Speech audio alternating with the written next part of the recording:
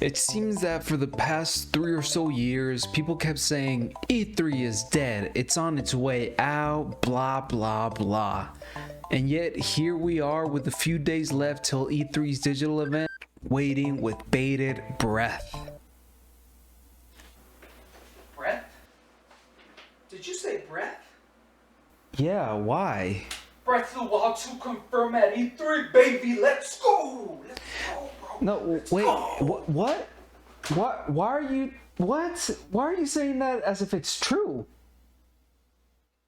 Oh, sorry, that's my buddy, the internet. He can never wait to confirm something before going off. But for the last 3 or so years, I've been waiting for E3's demise. Last year seemed to have put the nail in the coffin for E3, and well, here we are, anticipating the event like a pack of wild animals. Wild? No, wait. Breath of the Wild 2, baby. Breath of the Wild Whatever, 2, man, whatever. baby. But I want to make the case as to why I believe we will not be seeing the death of E3 anytime soon. To give you some context, I used to work in event production a while back. Well, no, not a while back actually, just this year actually. And every single one of our clients adopted the virtual meeting seamlessly. Well, besides a few obstacles here and there with people not knowing how to mute their mics and shuffling papers over the damn microphone. but that's neither here nor there. Regardless, the way E3 has adopted virtual events, it's really quite the surprise. I understand that E3 has tried to keep archaic methods of planning and executing these events in the form of digital registrations, asking for business cards, which nowadays have been replaced by social media handles. And I get it, you don't want just anyone at these events. So for now, we got a fully digital event. And I don't know, I kind of like it. A main concern I've heard from journalists and content creators alike is that attending the past in-person E3s was that back in the day, E3 was all about video game companies and journalists finally having a clear line of communication. But ever since we started seeing these, you know, and the event just opened up to the general public, well, it became less of an industry event and more of a convention where people can queue up in 4-hour-long lines to play a 15-minute demo. Yeah, I mean, it was great as a professional content watcher seeing all my favorite content creators have the same exact experience and spit out the same video for a whole week. It was great. Yeah, I was never a big fan of recent E3s. It always felt a little bland in my opinion. At the end of the day, unless you're there, all you're seeing are game trailers and reacting to the memes from the awkward presentations from everyone, specifically Bethesda. Hi, I'm Project Leader Jeff Gardner. Fuck yeah, we put a battle royale in Fallout 76. So a digital event is great. We're skimming through the thick mud that this time of the year usually is for gaming. With the success of digital presentations such as the Nintendo Direct, the PlayStation State of Play, the Sonic Central, I mean, they can't all be winners, you know? But with all these presentations doing a good job at creating a clear and concise line of communication with the people who are actually going to play the games, well, there's little to wonder why E3 is choosing a virtual event. I mean, yeah, I guess a global disease affecting every single industry in the world is the reason why they chose virtual. But I kind of doubt it. I don't think that's why. This is America after all. We couldn't care less about a deadly disease. However, I am very curious to see what stuff we'll see from developers this E3. With their focus being able to be directed toward development solely and showcasing new games, rather than thinking about what to do for their show floor, video game companies will be able to wow us with even more CGI trailers. Just what I want. The thing that matters the least, and I'll probably not even interact with. Trailers. On June 12th, we got Ubisoft with their Ubisoft Forward presentation, in which we will undoubtedly see updates on Assassin's Creed Viking World, or whatever it's called, because let's be honest, no one loved that game. I'm just being honest. Like, that game was released and it died down. I've never seen a game die that quickly. And we're probably gonna get an update on another loved, disliked video game, Watch Dogs Legion, which can I just say I completely forgot existed. Like, I'm not the biggest fan of Watch Dogs, as I've only played the second one, but even then I was very excited for this one, being that I'm a London fanboy. And yes, cities can have fanboys, but I mean, whatever. We'll see if anything noteworthy comes from this presentation. We will, however, see another loved franchise, Far Cry 6. Can you tell that I'm not a big fan of Ubisoft? Because I'm not. I mean, don't get me wrong, I used to love the Assassin's games. They were what I always wanted Zelda games to be, but with the track record from Ubisoft, well, we all know just how monotonous these games have become. All in all, we can expect another Assassin's Creed game be teased and subsequently released with not enough time for development, creating funny as shit bugs, but the vicious cycle will continue and Ubisoft will learn nothing. Gearbox also has a presentation this day, and I'm not a big fan of Gearbox.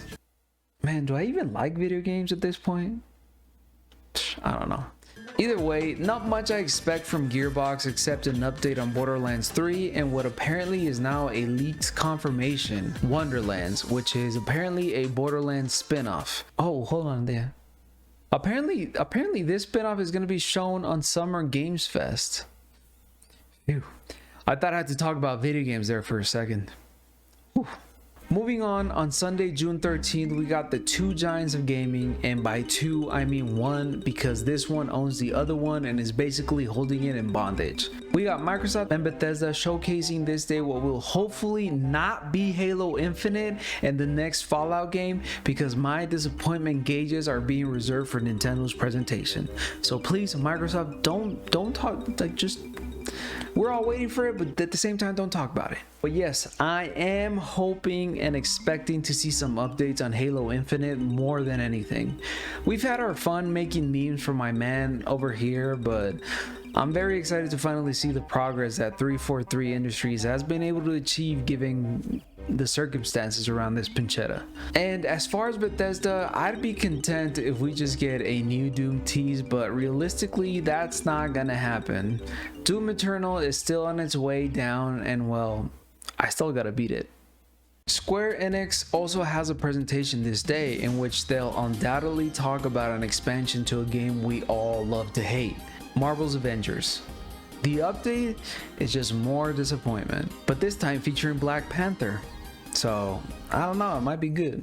I never got into this game. I remember seeing it first revealed and being super excited about the potential of an Avengers game, but all of this was quickly shut down with how quickly the game lost its steam by its own fault. This presentation could be one to look at, of course, since we haven't heard much from Final Fantasy XVI and its development since it was first announced back in September of 2020. So my hopes are definitely high for this next weeb-ass game. On June 14, we got Capcom showcasing their new games that we definitely didn't know about thanks to a leak. But we'll see details on the Great Ace Attorney Collection, Monster Hunter Stories 2, which looks very interesting for a newborn Monster Hunter fan, thanks to Rise.